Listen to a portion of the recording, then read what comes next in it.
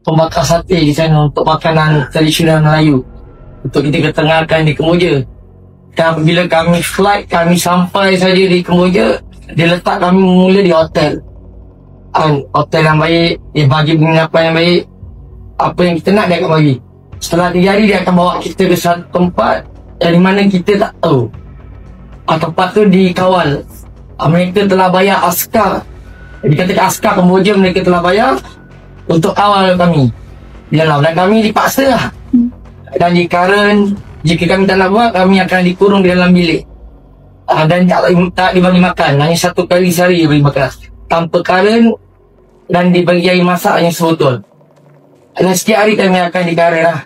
Kalau kami datang kerja lambat. Dan saya alhamdulillah saya dapat jumpa lah kawan-kawan saya yang dah 4 tahun kat sana. Dan diorang masih lagi kat sana tak balik. Ramai lagi remaja-remaja, budak-budak Johor yang dipaksa untuk baca skrip tipu. Skrip kami kebiasaannya pertama saya tampakkan ni dia bagi skrip polis.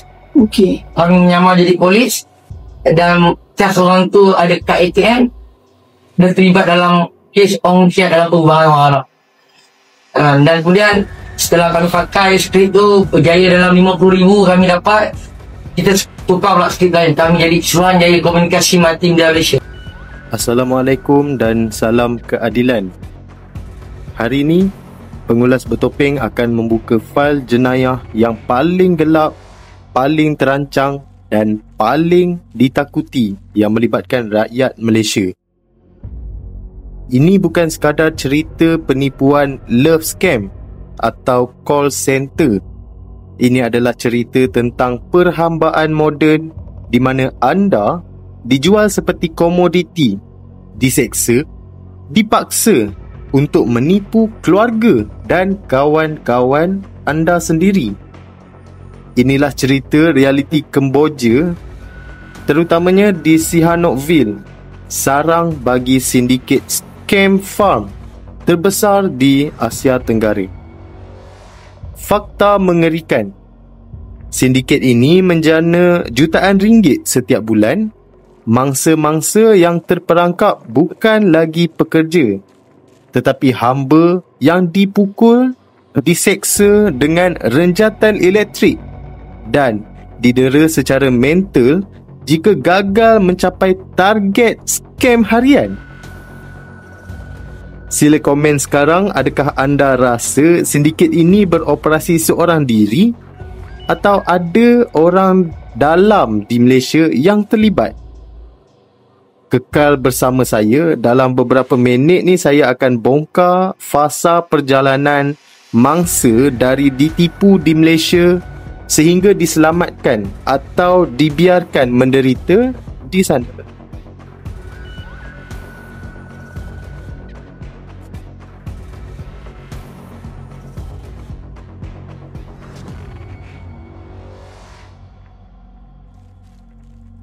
Di Iskandar Puteri, kawan saya ada menghubungi saya dan meminta maaf. Dia suruh saya buat apa yang syarikat skamer minta. Kawan saya cakap dia dapat komisen $2,000 bersamaan dengan lebih kurang RM8,400 untuk seorang mangsa yang dihantar ke sana. Ini adalah luahan seorang pemuda dari Johor Bahru dengan nama Joe, bukan nama sebenar, berusia 36 tahun, yang menjadi mangsa sindiket pemerdagangan manusia di Sihanouk, Kemboja. Beliau mendedahkan bagaimana rakan sendiri tergamak menjualnya kepada sindiket skamer demi habuan kira-kira RM8,400. Joe antara 5 rakyat Malaysia yang berjaya diselamatkan oleh Wisma Putra dan Kementerian Luar pada Ogos lalu selepas 4 bulan dipaksa bekerja sebagai skamer. Katanya penderitaan itu bermula selepas dia menerima tawaran kerja daripada rakan sebagai pembakar sate kononnya di Kemboja dengan gaji lebih kurang $1,500 sebulan, sekitar RM6,300. Sebelum itu, Joe sememangnya adalah seorang pekerja pembakar sate di Johor Bahru. Bila dapat tawaran kerja yang sama di luar negara, tapi dengan gaji yang lebih tinggi, beliau terus percaya. Tambahan pula, kawan beliau menceritakan yang dia mampu beli kereta mewah hasil daripada kerja di sana.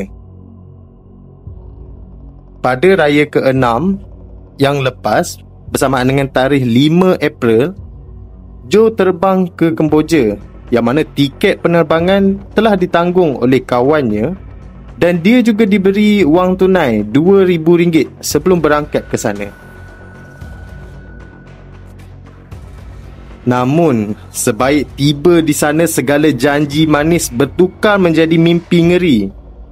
Joe berkata dia dibawa ke markas skamer ini dalam keadaan khayal selepas diberikan minuman di sebuah hotel mewah. Di markas itu lengkap dengan asrama dan peralatan teknologi, yang mana beliau dipaksa bekerja 14 jam sehari untuk menyamar sebagai seorang anggota polis ataupun pegawai SKMM untuk menipu orang. Katanya, dia dipaksa untuk capai sasaran antara RM50,000 hingga RM100,000 sebulan. Jika gagal, beliau akan diseksa, direnjat dengan elektrik atau dikurung dalam bilik tanpa makanan, hanya berbekalkan sebotol air untuk sehari. Tambahnya lagi, lebih 40 orang rakyat Malaysia turut diperhambakan di situ bersama-sama dengan warga asing daripada pelbagai negara seperti Rusia, Brazil dan negara-negara Arab. Mereka beri kami makan daging babi, arak dan kehidupan di sana sangat bebas. Tiada pilihan lain selain patuh arahan, kata Joe. Detik penyelamat tiba apabila sindiket memaklumkan Joe dan 4 lagi rakyat Malaysia akan dibawa ke sempadan Laos untuk dijadikan buruh paksa. Ketika itu, kami ambil kesempatan untuk hubungi Adun Skudai, Marina Ibrahim untuk minta bantuan. Alhamdulillah, kami selamat dibawa ke Malaysia pada 16 Ogos. Dan dalam tempoh itu, saya fikir antara hidup dan mati, sama ada sempat diselamatkan atau dibunuh. Katanya yang masih dalam keadaan trauma akibat daripada kejadian tersebut. Baik rakan-rakan semua, kalau kita perhatikan kronologi yang berlaku ini, semuanya bermula dengan janji palsu.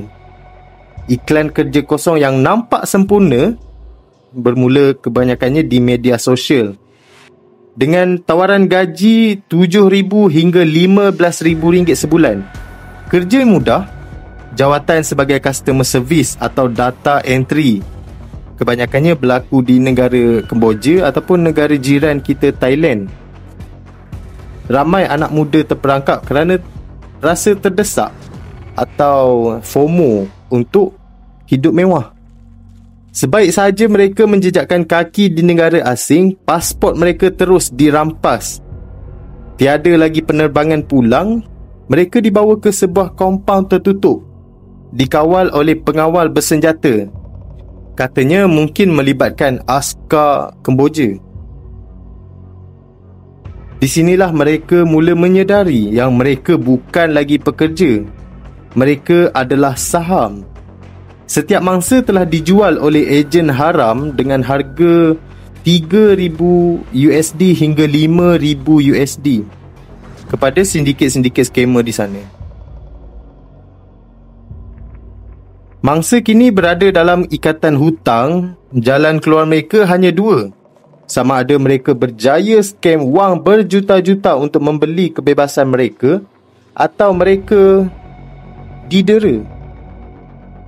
Ini adalah neraka Sihanoukville, yang mana mereka dipaksa kerja 12 hingga 18 jam sehari. Target mereka mencari mangsa baru, yang mana mereka ini diberikan latihan untuk menjadi pengantin wanita cantik dalam love scam atau pegawai bank bertauliah dalam call center penipuan. Mereka yang gagal akan dikurung, dipukul dengan batang besi, direnjat elektrik, dan lebih kejam, ada laporan yang mengatakan mereka dipaksa untuk menipu ahli keluarga mereka sendiri yang mana berada di Malaysia semata-mata untuk mencapai target jualan. Bayangkan tekanan mental itu. Anda perlu memilih sama ada menipu orang yang anda sayang atau diseksa sehingga mati. Psikologi seorang skamer, ada sebahagian mangsa yang akhirnya menjadi skamer yang kejam. Kerana apa? Sebab mereka terpaksa. Mereka tahu jika mereka tidak kejam, mereka akan menjadi mangsa semula. Sindiket ini berjaya memusnahkan moral dan kemanusiaan mangsa. Alhamdulillah, ramai yang bernasib baik dapat diselamatkan, selalunya hasil usaha badan-badan bukan kerajaan, NGO dan kerjasama dengan pihak polis. Tetapi prosesnya sangat-sangat sukar, memakan masa berbulan-bulan dan kos yang tinggi untuk membayar ganti rugi kepada sindiket tersebut, yang pada dasarnya adalah untuk membayar bagi keselamatan diri sendiri. Di sinilah letaknya kritikan pedas. Walaupun kes ini sudah bertahun-tahun, berulang-ulang, kenapa langkah pencegahan di sempadan kita masih lemah? Kenapa sindiket ejen haram ini masih bebas beroperasi di Malaysia? Adakah kita terlalu sibuk dengan politik sehingga kita mengabaikan keselamatan dan nyawa rakyat kita yang diseksa di luar negara? Saya tuntut jawapan telus daripada pihak berkuasa.